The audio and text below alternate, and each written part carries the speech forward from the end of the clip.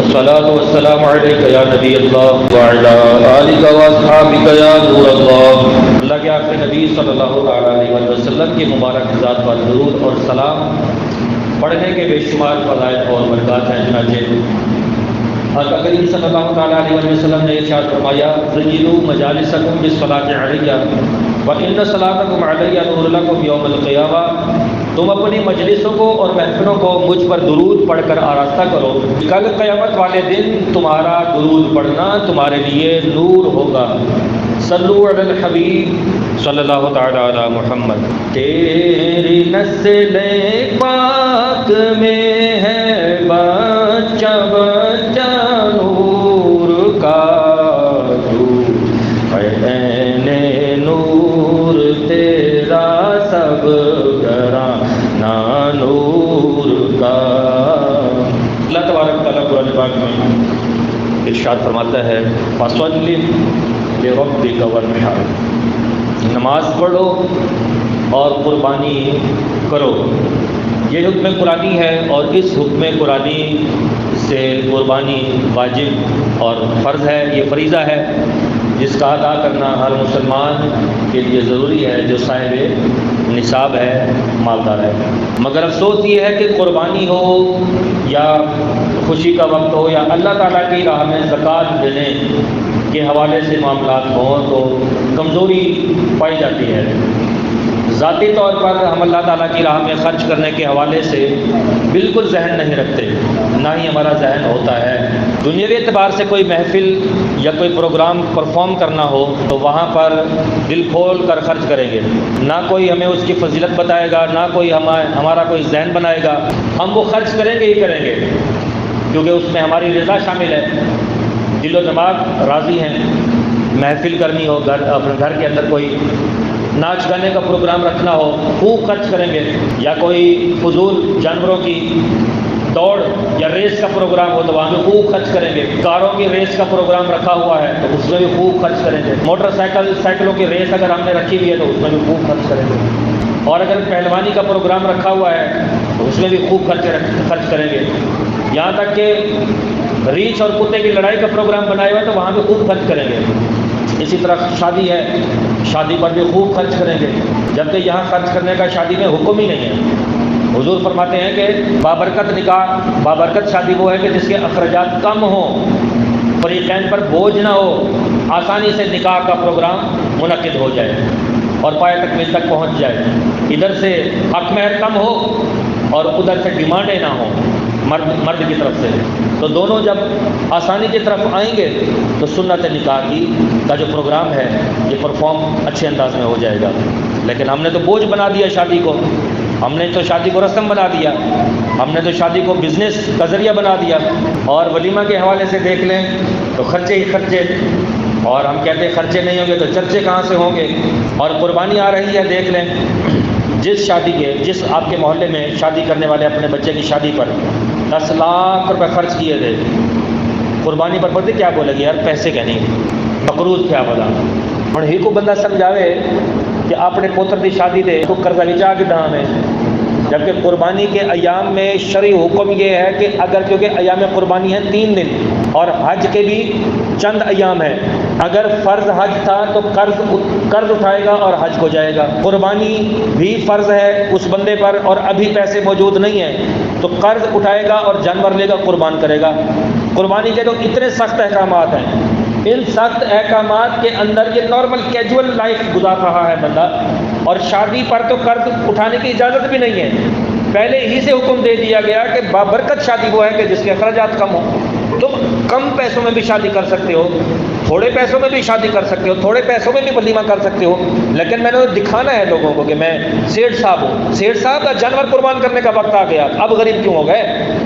تو یہاں کہتا ہے کہ بات کچھ اور ہے کہ ہمیں اللہ تعالیٰ کی رضا کبھی چاہیے ہی نہیں تھی، اللہ تعالیٰ کو راضی تو کبھی کرنا ہی نہیں تھا، اللہ تعالیٰ کو راضی کرنے کا کوئی مقصود کبھی زندگی میں آیا ہی نہیں تھا، اور اللہ تعالیٰ کو راضی کرنے کا کوئی مقصد ہمارا تھا ہی نہیں، کیونکہ دین پر چلنے کا کبھی ذہن بنا نہیں، کبھی بنایا نہیں، کبھی بنائیں گے بھی نہیں، جس کی وجہ سے شرعی احکامات دن بہ دن ان کو پرفارم کرنے کا جو جذبہ ہے وہ کم نہیں ختم ہوتا جا رہا ہے۔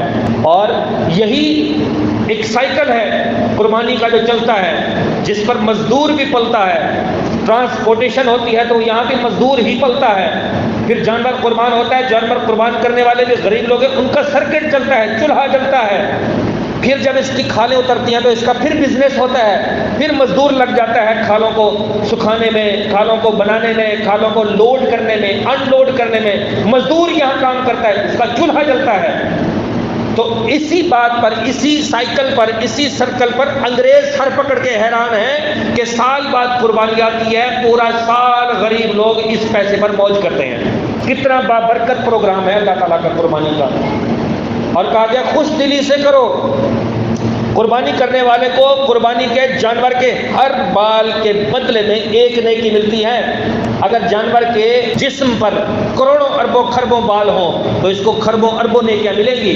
جتنا بڑا جانور ہوگا اس کی کھال پر اتنے زیادہ بال ہوں گے، جتنے زیادہ بال ہوں گے اتنی زیادہ نیکیاں ہوں گی۔ تو خوش دلی سے قربانی کرو، اللہ کی راہ میں جانور قربان کرو۔ جس نے خوش دلی سے طالب ثواب ہو کر قربانی کی تو وہ آتش جہنم سے حجاب ہو جائے گی، یعنی روک بن جائے گی۔ وہ قربانی آپ کو جہنم میں نہیں جانے دے گی۔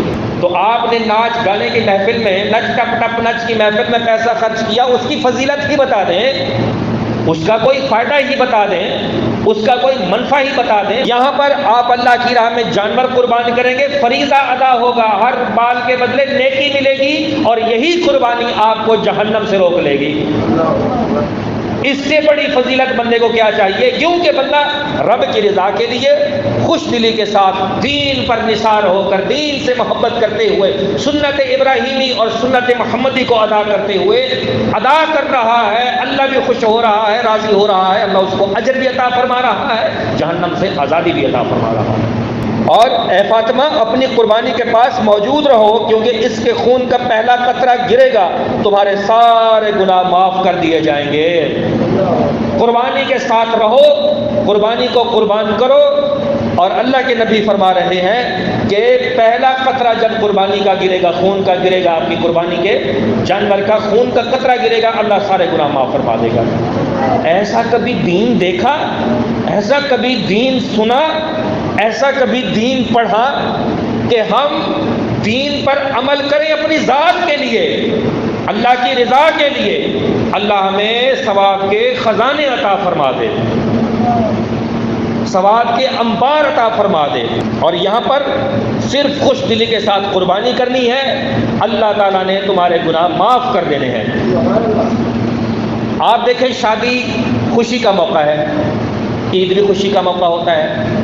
شادی پر دیکھیں، شاپنگ سے لے کر جوتا خریدنے تک، جوتا خریدنے سے لے کر کپڑے خریدنے تک، اور بیٹھے تو پیسہ ہے ونجو گھنو شاپنگ کر رہا ہو، خوشی کا موقع ہے، پوتر دی خوشی ہے، دھی دی خوشی ہے، ونجو کوئی مسئلہ نہیں، کوئی رعایت نہیں کروانی، جاؤ کپڑے گھنو، جاؤ جوتے لے آؤ، کوئی پوچھ گچھ نہیں ہے۔ جانور لینے جائیں گے نا، میں کہتا ہوں پسینہ پسینہ ہو جائیں گے، اور گھٹ کرو، اور گھٹ کرو، اور گھٹ کرو، اور کم کرو، اور کم کرو، اور کم کرو۔ یار تف ہے تیری زندگی پر، اللہ کی راہ میں قربان کرنا چاہتا ہے، اللہ کی راہ میں اس کو لینا چاہتا ہے، قربانی کے لیے قربان کرنا چاہتا ہے، پھر کیا بھید بھاؤ، کیا رعایت، اور کیا یہ اگر ایسا ذہن رکھتا تھا تو اپنے بچے کی شادی پر ہی رعایت کروا لیتا، جوتے کے حوالے سے، کپڑوں کے حوالے سے۔ تو بچے کی خوشی مقصود تھی تو سب بلا دیا۔ یہاں رب کی خوشی مقصود نہیں ہے، یہاں رب کی خوشی مقصود ہے ہی نہیں، جبھی تو سب کچھ بلا دیا۔ اور ایک ہی چیز کو یاد رکھا، پیسے کو، تو پیسے زیادہ نہ چلے جائیں، پیسے زیادہ نہ چلے جائیں، پھر اللہ کی راہ میں جتنا زیادہ پیسے جائیں گے اتنا ثواب لے کر آئیں گے، جتنا زیادہ پیسے اللہ کی راہ میں جائیں گے اتنا فائدہ نصیب ہوگا۔ تو اللہ تعالیٰ کی راہ میں جب دینے کی بات آئے تو دل تنگ نہیں ہونا چاہیے، دل بڑا ہونا چاہیے، دل بڑا رکھنا چاہیے۔ انسان قربانی کے دن کوئی ایسی نیکی نہیں کرتا جو اللہ تعالیٰ کو خون بہانے سے زیادہ پیاری ہو۔ یہ قربانی قیامت میں اپنے سینگوں، بالوں اور کھروں کے ساتھ آئے گی، اور قربانی کا خون زمین پر گرنے سے پہلے اللہ تعالیٰ کے ہاں قبول ہو جاتا ہے۔ لہذا خوش دلی سے قربانی کرو۔ اور مسلمان کا عقیدہ یہ ہونا چاہیے کہ جیسے اللہ تعالیٰ نے فرمایا، قل ان صلاتی و نسکی و محیای و مماتی للہ رب العالمین، اور یہ نمازیں، یہ قربانیاں، یہ زندگی، یہ موت اللہ ہی کے لیے ہے جو دونوں جہاں کا مالک ہے، خالق ہے اور پروردگار ہے۔ اگر اس جذبے کے تحت قربانی کریں گے تو انشاءاللہ قربانی کرنے کا لطف آئے گا، قربانی کرنے کا مزہ بھی آئے گا، اور قربانی کرنے کا اللہ ثواب بھی عطا فرمائے گا، اور مرنے کے بعد یہی قربانی جہنم سے روک بھی بن جائے گی، ڈھال بھی بن جائے گی، اور اللہ تعالیٰ جنت عطا فرمائے گا، اور جنت کی سواری بھی بنے گی۔ آپ کی یہ قربانی پل صراط پر پار کروانے کے لیے بھی سواری بنے گی، پیٹھ پر آپ کو اٹھا لے گی، پل صراط پار کروا دے گی۔ اسی لیے خوش دلی سے قربانی کرو۔ اب قربانی کا جو پس منظر ہے یہ کہاں کا ہے، کب کا ہے، کیسے ہے؟ یہ بات شروع ہوتی ہے اس وقت سے کہ جب حضرت ابراہیم علیہ السلام کو کوئی اولاد نہیں ہو رہی تھی۔ یہ واقعہ ہے، اولاد نہیں ہو رہی تھی، اور حضرت ابراہیم علیہ السلام فرماتے ہیں رب ھب لی من الصالحین، اللہ مجھے اپنی طرف سے اولاد نرینہ عطا فرما، میرے پروردگار مجھے نیک صالح بیٹا عطا فرما۔ حضرت ابراہیم علیہ السلام دعا کرتے ہیں، اللہ تعالیٰ ان کو بیٹا عطا فرماتا ہے، اور جب بیٹا ملتا ہے تو واقعہ آتا ہے ہجرت کا، اور وادی ذی زرع یہ مینا کی اور مکہ کی یہ وادی ہے، مکہ کی۔ اس وقت مکہ آباد نہیں تھا، لیکن مکہ کی بیس اور بنیاد وہاں موجود تھی، کیونکہ یہ جو کعبہ ہے یہ حضرت آدم علیہ السلام کے ساتھ زمین پر آیا تھا، اور ایک قول یہ ہے کہ یہ آسمان سے آیا تھا، اس لیے بیت المعمور پر بھی ایک بلڈنگ ہے، یہاں ہم طواف کرتے ہیں، بیت المعمور کا طواف فرشتے کرتے ہیں۔ عین بیت المعمور کے نیچے جو ہے یہ کعبہ بنا ہوا ہے، اور تحت الثری اور عرش اولا اور بیت المعمور تک یہ کعبہ کی عظمت ہی عظمت ہے، آسمان میں بھی، سپیس میں بھی اور زمین میں بھی کعبہ عظمت والی جگہ ہے۔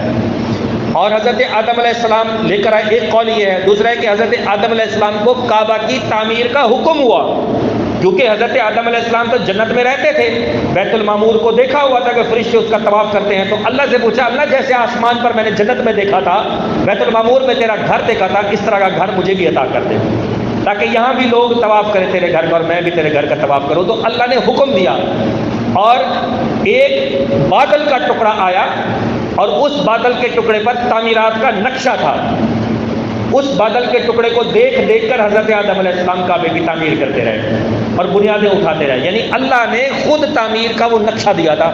جب تعمیر کعبہ کی مکمل ہو گئی، بادل غائب ہو گیا اور نقشہ غائب ہو گیا، اور اسی بیس پر، اسی بنیاد پر پھر یہ چلتے چلتے جب حضرت نوح علیہ السلام کا زمانہ آیا تو سارا زمین تو برابر ہو گئی تھی، مکہ کی سرزمین بھی برابر ہو گئی تھی، تو وہاں پر اس کی بنیادیں تو باقی رہیں، لیکن حضرت جبریل علیہ السلام نے آ کر نشاندہی کروائی تھی کہ یہاں کعبہ تھا، اے ابراہیم علیہ السلام تم یہاں کعبہ تعمیر کرو۔ کعبے کو تعمیر کرنے والے دوسری مرتبہ حضرت ابراہیم علیہ السلام ہیں، آباد کرنے والے بھی حضرت ابراہیم علیہ السلام ہیں، کہ اپنے زوجہ ہاجرہ بیوی کو اور حضرت اسماعیل علیہ السلام کو وادی ذی زرع میں چھوڑ کر چلے آئے۔ جب چھوڑا وہاں پر اس وادی میں تو وہاں تو کوئی بندہ نہ بندے کے ساتھ، نہ چرند نہ پرند، پرندے بھی وہاں ہوتے ہیں جہاں پانی ہوتا ہے، جہاں خوراک ہوتی ہے، کچھ بھی نہیں تھا وہاں پر۔ حضرت ابراہیم علیہ السلام چھوڑ کر آتے ہیں، چھوڑنے کے بعد ایک تھیلا دیتے ہیں جس میں پانی اور کھجور اور کچھ کھانا ہوتا ہے، اور چھوڑ کر چلے جاتے ہیں۔ جب جا رہے تھے بی بی ہاجرہ نے اپنے بیٹے لخت جگر کو سینے سے لگایا، دودھ پلایا، حضرت ابراہیم علیہ السلام واپس پلٹنے لگے تو ہاجرہ بی بی ہاجرہ پیچھے بھاگی کہ ہمیں کیوں اکیلے چھوڑ کر جاتے ہیں۔ پس منظر ذہن میں رکھیں کہ وادی ذی زرع میں جہاں کوئی بھی نہیں ہے، بیوی کہتی ہے اپنے شوہر کو کہ مجھے کس کے آسرے چھوڑ کے جا رہے ہو، مجھے کیوں چھوڑ کے جا رہے ہو، مجھے چھوڑ کر کہاں جا رہے ہو؟ حضرت ابراہیم علیہ السلام نے پلٹ کر جواب نہیں دیا، جبکہ اپنی اولاد کے لیے دعائیں مانگ رہے تھے، اولاد آئی تو چھوڑ کے جا رہے ہیں۔ یہ بھی تو دیکھیں کہ اولاد مانگنا بھی اللہ تعالیٰ کے حکم سے، مل گئی تو خوشی بھی اللہ تعالیٰ کے حکم پر تھی، اور اگر اولاد کو چھوڑا ہے اللہ تعالیٰ کی راہ میں تو یہ بھی اللہ تعالیٰ کے حکم پر تھا۔ تو حضرت ابراہیم علیہ السلام جب جانے لگے اور جواب نہیں دیا تو حضرت بی بی ہاجرہ نے پوچھا اچھا یہ بتا دے کہ آپ ہم کو اللہ تعالیٰ کے حکم پر چھوڑ کے جا رہے ہیں؟ تو حضرت ابراہیم علیہ السلام نے کہا ہاں۔ پھر واپس پلٹی اپنے بچے کے پاس، حضرت اسماعیل علیہ السلام کے پاس، اور کہا کہ اب اللہ تعالیٰ ہمیں ضائع نہیں فرمائے گا، جب اللہ تعالیٰ کی راہ میں چھوڑ کے جا رہے ہیں اللہ ہماری حفاظت فرمائے گا۔ یہ بچہ جو ہے اپنی ایڑی مار رہا تھا پانی کے حوالے سے، اور بی بی ہاجرہ صفا سے مروہ، مروہ سے صفا، صفا سے مروہ یہ چکر لگاتی تھی اور پانی دیکھتی تھی یا کسی مسافر کو دیکھتی تھی تاکہ پانی ملے اور میں اپنے بچے کو پانی پلاؤں، کیونکہ دودھ سوکھ چکا تھا، خود کو بھی بہت پیاس لگی تھی۔ تو دور سے دیکھتے ہیں کہ یہ ایڑی لگی اور پرندوں کا جھنڈ آنے لگا، پرندے آنے لگے۔ جرہم قبیلہ وہاں سے گزرا، اور یہ جرہم قبیلہ عربی قبائل کا رہنے والا تھا، یہ پہلے بھی یہاں سے آتے جاتے تھے، لیکن انہوں نے کہا کہ ہم نے تو کبھی اس جگہ پر پانی نہیں دیکھا تھا، مطلب ہم نے پرندوں کو نہیں دیکھا تھا۔ تو ان کو تجربہ ہوتا تھا کہ جہاں پر پرندے ہوتے ہیں وہاں پانی بھی ہوتا ہے۔ تو دو بندوں کو بھیجا کہ یہاں جا کر دیکھو کیا ماجرا ہے۔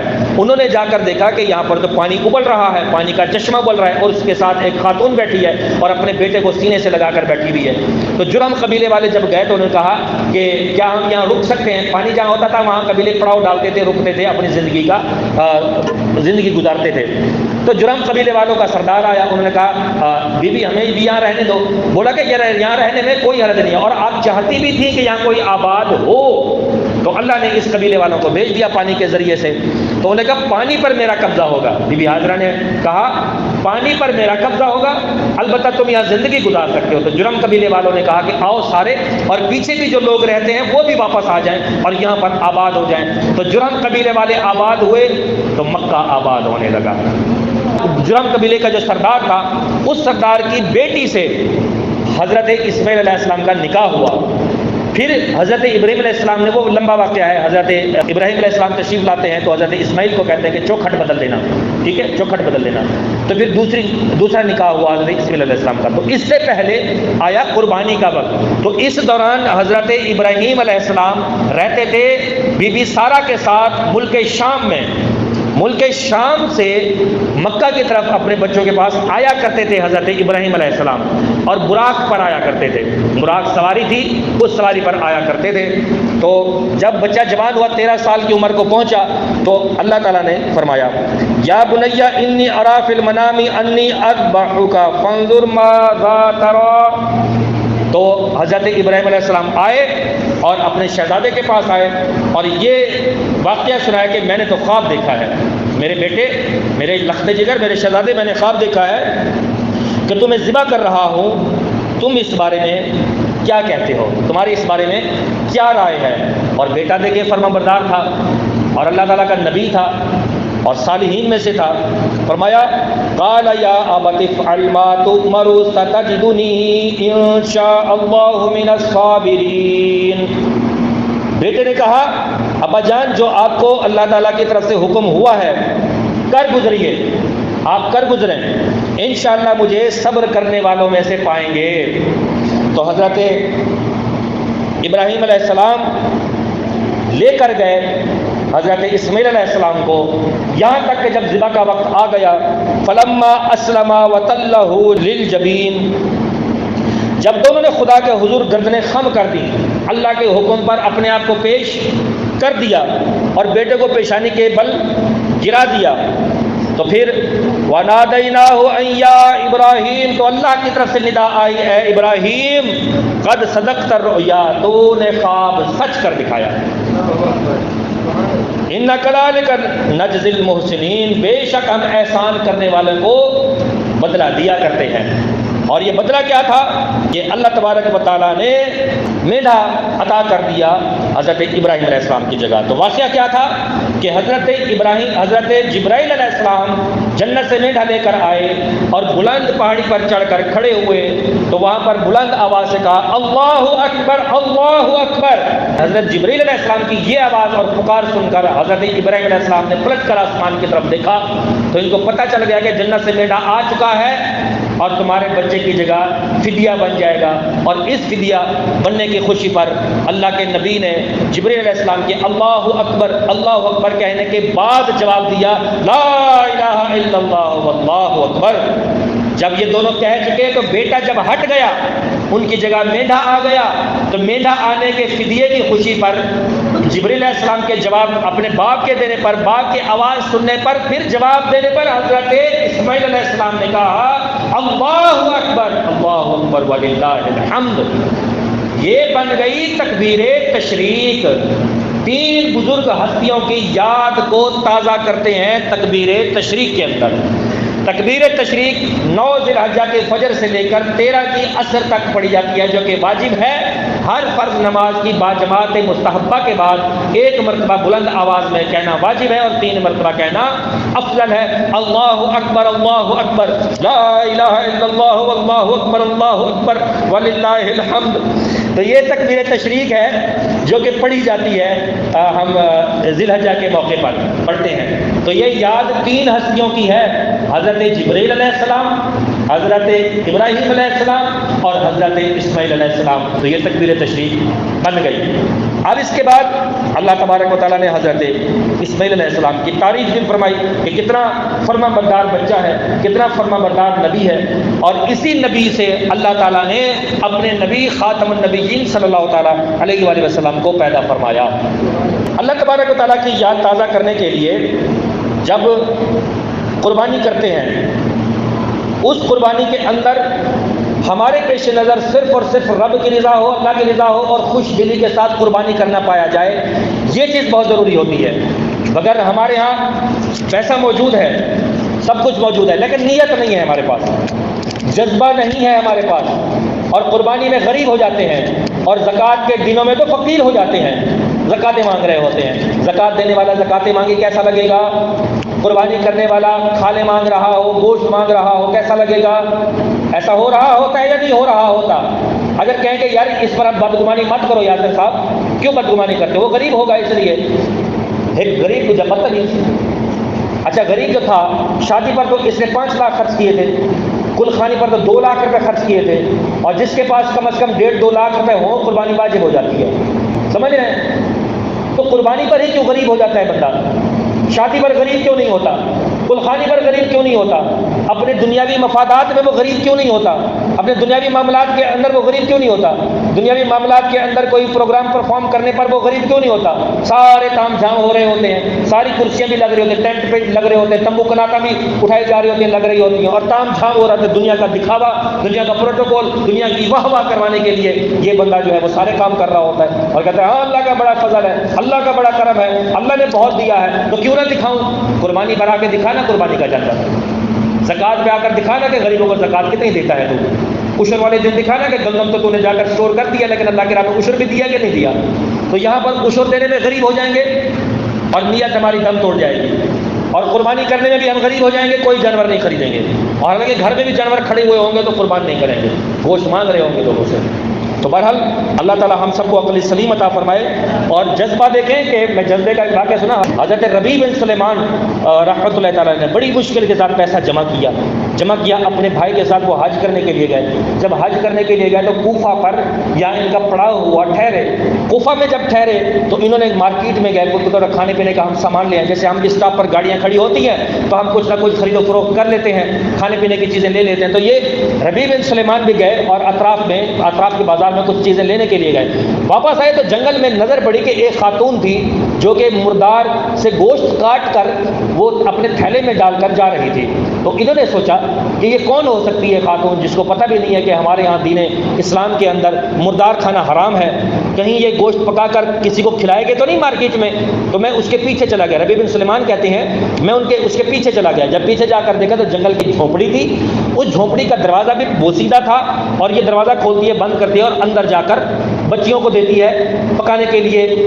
میں جہاں جاتا ہوں دروازے کے ساتھ کان لگا کر سنتا ہوں، اور وہ عورت اپنی بچیوں کو خیر ہوتی ہے کہ میں نے بہت ڈھونڈا، بہت کوشش کے بعد مجھے یہی گوشت ملا، لہٰذا ہم بھی اتنے 4-5 دنوں سے بھوکے ہیں اور اضطرابی حالت ہے، اس میں یہ گوشت کھانا ہمارے شریعت کے اندر حلال ہے، لہٰذا یہی ملا ہے، پکاؤ اور کھاؤ۔ تو بچیاں کہنے لگی کہ ہم مردار تو نہیں کھائیں گی، ہم سید زادیاں ہیں، ہم مردار نہیں کھائیں گی، ہم حرام گوشت نہیں کھائیں گی۔ تو انہوں نے کہا کہ جب شریعت ہمیں اجازت دیتی ہے تو گوشت کھا لینا چاہیے تھوڑا سا، اور میں کیا کر سکتی ہوں؟ دینی غیرت اور حضور کی اولاد ہونا، سید زادیاں ہونا گوارا نہیں ہے، خودداری گوارا نہیں کرتی کہ کسی کے آگے ہم ہاتھ پھیلائیں۔ ہم یہ حرام کھائیں گے اور یہ اس کی اجازت شریعت ہمیں دیتی ہے، دین ہمیں اس کی اجازت دیتا ہے۔ تو یہ جب ربیع بن سلیمان رحمۃ اللہ علیہ آواز سنی تو ان کا کلیجہ منہ کو آ گیا، انہیں دروازہ کھٹکھٹایا، بولا خاتون ایسا کرو خدا کے واسطے یہ گوشت مت کھاؤ، میری بات سن لو۔ انہوں نے بولا تم کون ہو اور تم یہاں کیا کرنے آئے ہو؟ بولا تمہارا پیچھا کرتا ہوا آیا ہوں، میں تمہاری مدد کرنا چاہتا ہوں، میں بھی حضور کا امتی ہوں، تمہارا بھائی ہوں، تو اپنا بھائی سمجھو، اور تم سید زادیاں بھی ہو، حضور کی آل میں سے ہو، یہ حرام مت کھاؤ۔ پلیز میری بات سنو، دروازہ کھولو، میں تمہاری مدد کرنا چاہتا ہوں۔ تو بولا کہ نہیں، تمہاری مدد نہیں چاہیے، تم جاؤ یہاں سے، ہم جانے، ہمارا اللہ جانے، ہم جانے، میرا رسول نبی جانے، ہمارا ابا جان، ہمارے نانا جان جانے۔ بولا نہیں، میں مدد کرنا چاہتا ہوں۔ تو یہ زبردستی گئے بازار میں، 600 درہم تھے، انہوں نے کہا میرے پاس کپڑے بھی تھے، حج کا سامان بھی تھا، احرام بھی تھا، 600 درہم بھی تھے، یہ سارا سامان میں نے قافلے والوں سے واپس اٹھا لیا۔ میں نے ارادہ ترک کر دیا کہ اب میں نے حج پر نہیں جانا، ارادہ دل ہی دل میں ترک کر دیا۔ اب چونکہ میرا سامان تو قافلے والوں کے پاس رکھا تھا، وہ چپکے سے گیا، سارا سامان اٹھایا اور میں غائب ہو گیا قافلے والوں سے، تاکہ قافلے والے مجھے تلاش نہ کریں، خود بخود ہی جب ٹائم ہو تو یہ چلے جائیں، مجھے تلاش نہ کریں، میرے لیے نہ رکیں۔ میں پھر چپکے چپکے گیا مارکیٹ کے اندر، 100 درہم کا آٹا خریدا، کچھ کپڑے خریدے، کچھ جوتے خریدے، کچھ سامان اجناس گوشت خریدا، دالیں چاول، یہ سارا سامان خریدا، اپنے سر پر کندھے پر رکھ کر آیا، دروازہ کھٹکھٹایا، بہن لے لو، قبول کر لو، میں نے اپنے حج کو قربان کیا ہے، اللہ کی راہ میں ثواب لینا چاہتا ہوں، لہذا قبول کر لو۔ خاتون نے دروازہ کھولا، بڑی خوش ہوئی کہ ہماری مدد ہوئی ہے، انہوں نے راشن اور یہ سارا سامان اٹھایا، اور یہ جس طرح ایک عاشق ہوتا ہے نا، عاشق سے پوچھیں کہ جب وہ محبوب سے ملتا ہے اس کی حالت کیسی ہوتی ہے۔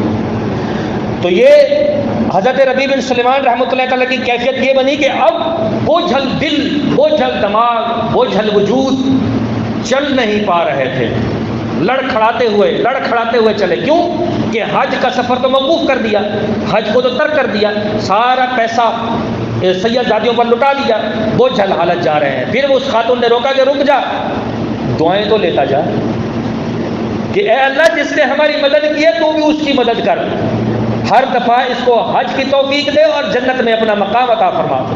دوسری بچی نے کہا اللہ اس کو میرے حبیب کا قرب عطا فرما، ہمارے نانا جان کا قرب عطا فرما۔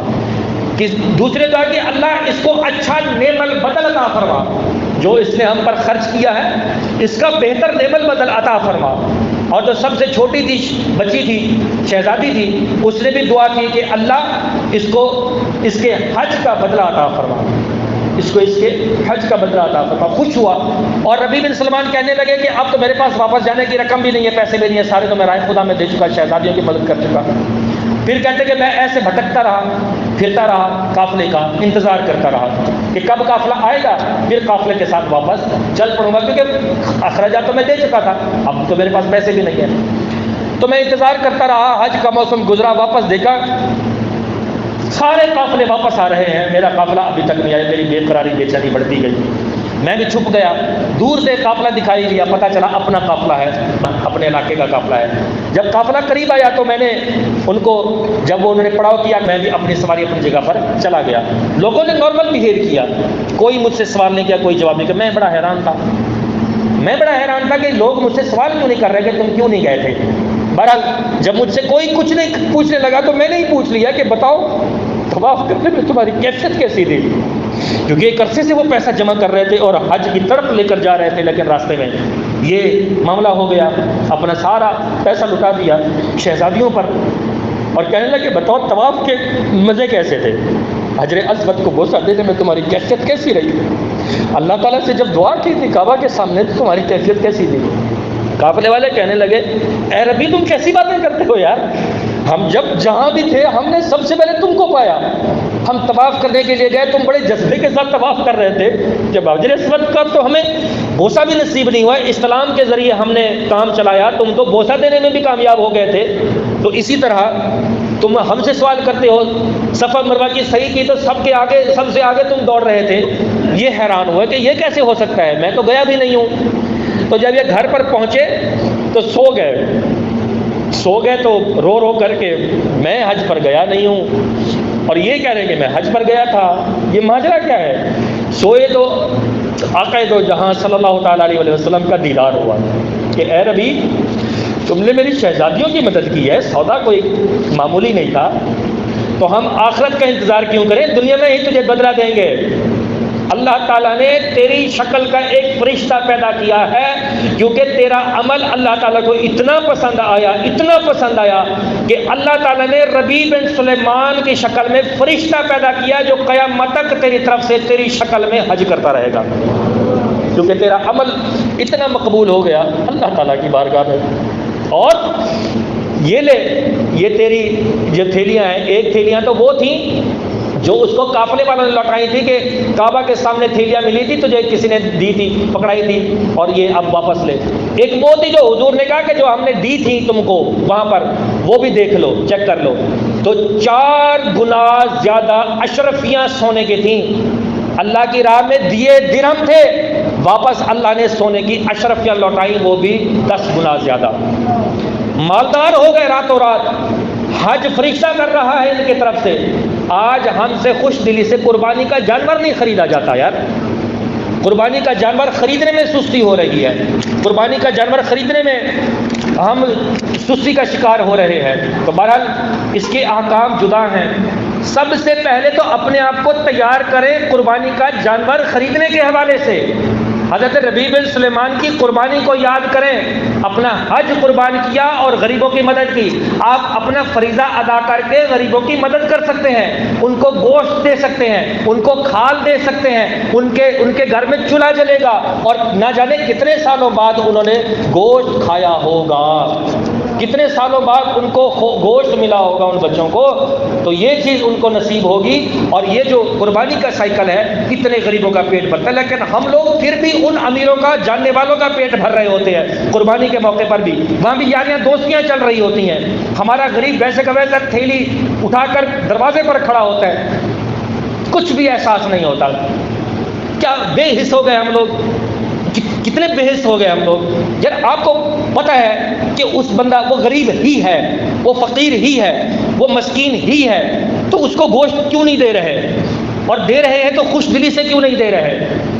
اگر خوش دلی سے دے بھی رہے ہیں تو کم کیوں دے رہے ہیں، زیادہ کیوں نہیں دے رہے ہیں؟ ایسا نہ کریں، ایسا نہ کریں۔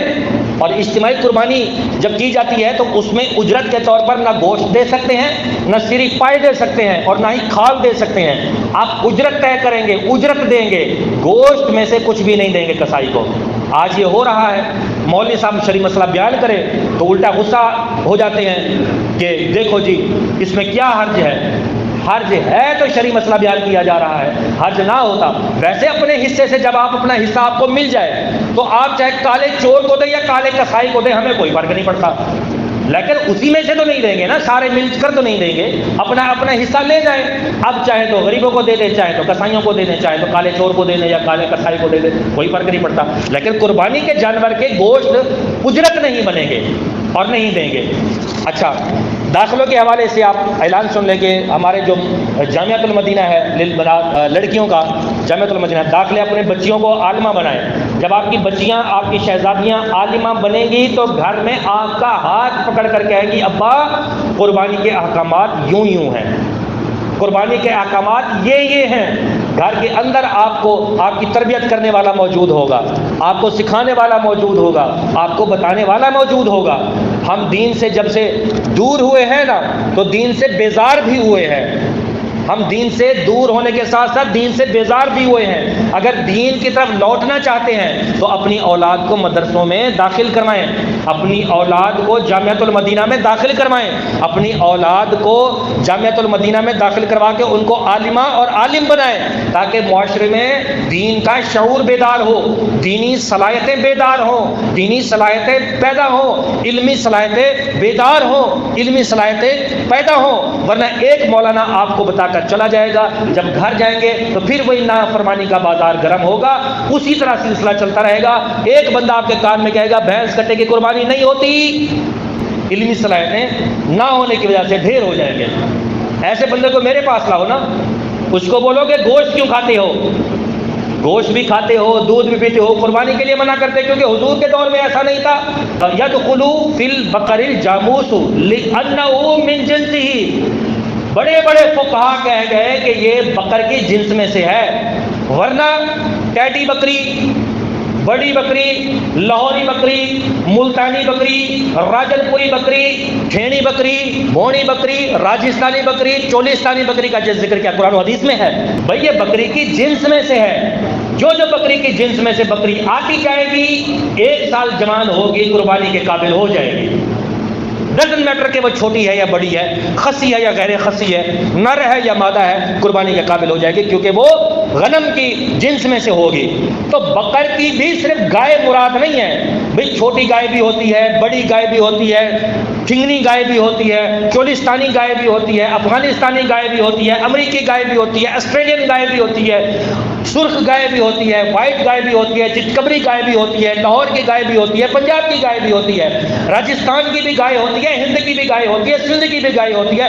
گائے کی انواع و اقسام ہیں کہ سارے قسمیں اللہ نے قرآن میں بیان کی ہیں۔ بس گائے کا فرما دیا تو گائے کی جنس میں جو بھی جانور ہوگا حلال ہوگا، قربانی ہو جائے گی۔ اور اس جاموس کو، اس بھینس کو یہ بقر کی جنس میں سے کہا گیا، بلکہ بعض فقہا تو کہتے ہیں، شوافی کے اور حنابلہ کے بھی فقہا کہتے ہیں کہ گائے سے بھینس کی قربانی افضل ہے۔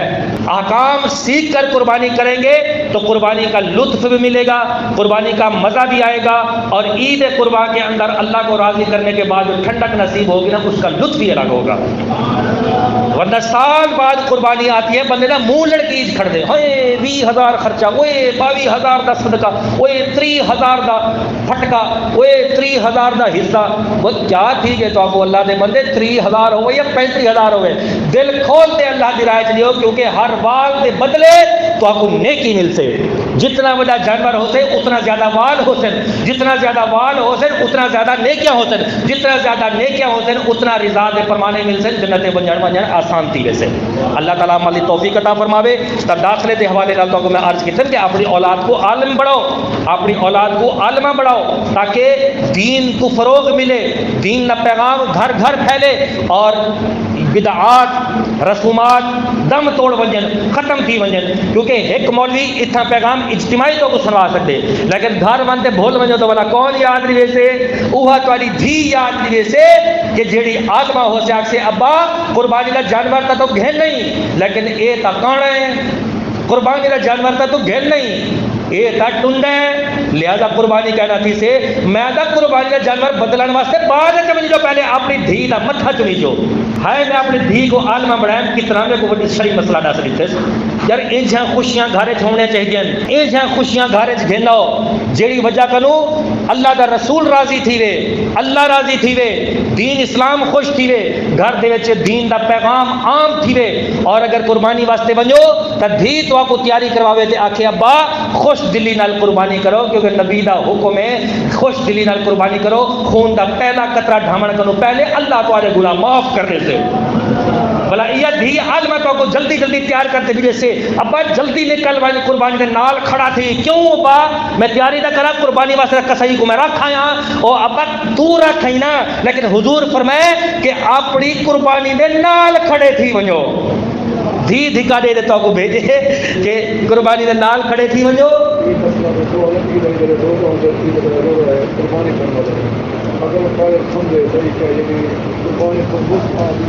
نو ذی الحجہ دا روزہ تا مستحب سنت کو ثابت ہے، عید دا جڑا روزہ ہوندے اصل تے روزہ ہوندا ہی کہ نہیں، جڑا روزہ رکھیں دے ناجائز ہے، گناہ ہے، حرام ہے، ایام ممنوعات بھی ہوندے رہندے، ایام ممنوعات ہے، ایام تشریق بھی شامل ہیں، تے عید دے ایام بھی، عید الفطر دے ایام بھی داخل ہیں۔ لہذا عید والے جڑے روزہ کہ نہیں ہوندا جڑا آدمی میں اپنی قربانی کرو روزہ کھلے سا، اصل مسئلہ یہ ہے کہ اپنی قربانی دے وچ گوشت کھاون نبی دی سنت ہے، ٹھیک ہے، یعنی ایک رستے کنو عید پڑھنا حضور ویندے ہن، دوجے رستے کنو واپس آمدے ہن، آمدے میں دے اللہ دا ذکر کرندے ہن، تکبیر پڑھتے ہن، اور عید الفطر دے اندر میٹھی چیز چھوارا یا کھجور یا دودھ پیتے ویندے ہن، آپس سویاں کھا سکدوں، اور واپسی دے اوتے آتے عید سیلیبریٹ کرندے ہن۔ تے قربانی دے وچ حضور ویندے ہن اور واپسی تے اپنی قربانی دے وچ کچھ نہ کچھ کھندے ہن، اے نبی دی سنت ہے۔ ایک روزہ کہنی آکھدے رہندے کہ سر روزہ رکھو، ہاں اگر کوئی پہلے کچھ کھاتے ویندے کوئی حرج کہنی، کوئی گناہ کہنی، کیونکہ رات دا ہوندا روزہ کہنی ہوندا، اور اگر رات کو روزہ رکھ تے ستے تے اے کیڑا روزہ ہے، کون جی کو روزے دی تعلیم دے گے؟ روزہ دا اگر نفلی رکھنا بھی ہوے یا فرض رکھنا بھی ہے، قضا دا روزہ رکھنا بھی ہوے تا اون دی ٹائمنگ اوہ ہو سے جڑی رمضان اس ٹائمنگ ہوندی ہے۔ تہجد ٹائم کو لوگ گھنتے مغرب تک، طلوع آفتاب کو لیتے تو غروب آفتاب تک ان کی ٹائمنگ ہو سے، طلوع فجر اول والی تو صبح صادق والی، تو وہ ٹائمنگ ہو سے ان کی روزے دے والے نال پورے احکامات ہو سے. یہ جڑے اگر رات کو ستے میں روزہ رکھیں سویرے اٹھیں قربانی کرنے بعد قربانی کھوسا اپنا روزہ کھولے سر، نہ یہ بدعت ہے اور بڑی بوڑھی بدعت ہے، ان کو بچنا چاہیے ہے. اور غلط مسئلہ جہاں بیان کیتے، غلط مسئلہ بیان کیتے، جہاں عمل کیتے وہ بھی غلط عمل کیتے. اگر کسی کھا تے دو تو کوئی مسئلہ کہ نہیں، واپسی تے آؤ تے کلیجی جڑی جلدی پک منجے وہ پکاؤ اور گوشت ہے. لیکن اج دا پیغام یہ ہے کہ خوش دلی دے نال قربانی کرو، کہ خوش دلی دے نال قربانی کرن دے اجر زیادہ ہے. اور خوش دلی دے نال گوشت ونڈو، خوش دلی دے نال غریبیں دی مدد کرو، خوش دلی دے نال جانور خریدو، خوش دلی دے نال جانور دی خدمت کرو، خوش دلی دے نال جانور دے پیسے دیو. ادھار تے بھی نہ پکڑو، ادھار دے ویسے حکم ہے لیکن یہ نہ ہوئے کہ پیسے بھی موجود ہوئے تو ادھار تے پکڑنے بدے ہو جانور. انہیں ہی نہ کرو کہ اجتماعی جانور گھنتے بعد جی پیمنٹ اوسے تو والا بزنس دے طریقے دے ہوتے وہ نہیں دے سا پروفٹ جیب رکھے سا قربانی دی وے بزنس دا بزنس لاکھ تے بھی انجے تو بزنس تنے نہیں. بزنس واسطے علیحدہ معاملات ہوندے رہندے ہیں اور اللہ دی راہ دے جڑے معاملات ہوندے ہیں وہ الگ ہوندے ہیں. مکس نہ کیتا، یہ کو بزنس نہ آکھو، یہ کو خدمت آکھو. کیونکہ اگر بزنس کا ذہن رکھے سو نا جڑا حصہ 20,000 کا بڑھتا پہ وہ تو 30,000 کا دینا پوسے بلا خرابیاں بچ الگ آوے سن بیچارے تے پیسے تے خرچہ ود کے حصے دار طے کیا 20,000 روپیہ ہوں باقی 22,000 روپیہ 2,000 روپیہ آ جاؤ. یعنی جب تک جانور قربان کہنا تھی سے نا یہ بندہ تو کو پریشان کرنا رہے ویسے بیچارے دے پیسے ہیں، ایسی کرائے دے پیسے ہیں، ایسی کسائی دے پیسے ہیں. ہاں اگر بالفرض تو پلاننگ دے نال پورا حصہ طے کر کے دے رہے برعکس جنہیں منع مدنی صاحب چاہ جانے قربانی کریں تو یہ بڑا اچھا طریقہ ہے. کیونکہ تو کو پٹویں بھی کہنی، تو کو تنگ بھی کہنی کریں دے، تو کو پریشان بھی کہنی کریں دے، عزت نال تے پروٹوکول دے نال تو کو کھانا بھی کمیں دیں تے قربانی دیا گوشت بھی دیں اور کچھ مدد بھی کر چھوڑیں دیں. یہ انداز بڑا پیارا ہے کیونکہ مقصود بزنس ہے نہیں نا، مقصود خدمت کرانا ہے. ہون بھی سنے سے کریں دے پہلے نہ اتنا حصہ رکھ گنو. میں انہوں کو پروموٹ کہ نہیں کرنا پیا، نہ میرے کو کوئی کمیشن ملتے تو میں انہوں کو پروموٹ کرنا پیا کیونکہ شریعت کے اتنے چلتے پہ تو شریعت کے اتنے جڑا چلتا پہ ان چیز کو بیان کرنے سے کوئی حرج بھی کہہ نہیں. ورنہ میرے سامنے تو چاہ جانے سے وہ مسئلہ بھی ہے کہ جنہیں جڑے آدھے پہ جو بھی یہ جڑا کسائی رکھے سے نا گوشت دے سو ہی کو جڑا مسئلہ میں دس رہی ہوں گوشت نہ دے سکتے کیونکہ عالم دین شرعی مسئلے تے عمل کرے سے. تو اگر اجتماعی قربانی بھی کرے سو نا سارا بیڑا غرق کرے سو. اللہ تعالیٰ عملی توفیق عطا فرماوے. تو آج لے ان کی پناہ، آج مدد مانگ، ان سے پھر نہ مانیں گے. قیامت میں اگر مان گیا قربانی عمدی بھی قربانی دے احکام سیکھو، قربانی دے احکام پڑھو، بل قربانی دے اتنے عمل کرے سو تو کو قربانی کرنے دا مزہ ہو سے، لطف ہو سے اور اللہ دی بارگاہ وچ امید بھی ہو سے کہ اللہ تعالیٰ ساری قربانی اساں قربانیاں قبول فرماوے اور جنت اساں واسطے مقدر کرے. اور قربانی کل قیامت والے دہاڑے جہنم دے وچ رکاوٹ بڑھ سے ہی واسطے خوش دلی نال قربانی بنو تاکہ جہنم دی قربانی جڑی اج دی قربانی کرنے دیوں اے جہنم وچ بننے واسطے رکاوٹ بڑھ منجے، ڈھال بڑھ منجے، جہنم کو بچ ونجو، جنت اساں مقدر کر ونجے.